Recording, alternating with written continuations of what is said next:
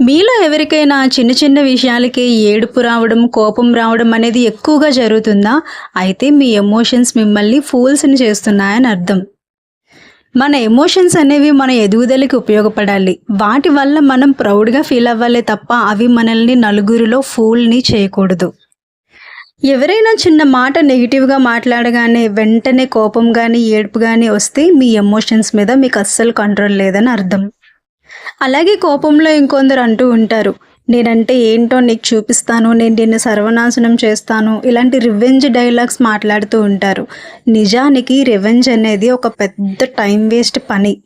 దానికి బదులుగా మీకు ఎవరి వల్ల అయితే లైఫ్లో ఎక్కువగా ఇబ్బంది కలుగుతుందో ఆ మనుషుల్ని కంప్లీట్గా డిలీట్ చేసేయండి మీ లైఫ్లో నుంచి.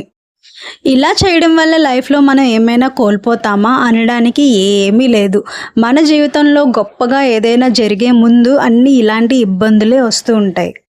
అందుకని మనిషికి ఓపిక అనేది చాలా అవసరం. కోపంలో తీసుకున్న నిర్ణయాలు జీవితాన్ని బాగు చేయలేవు.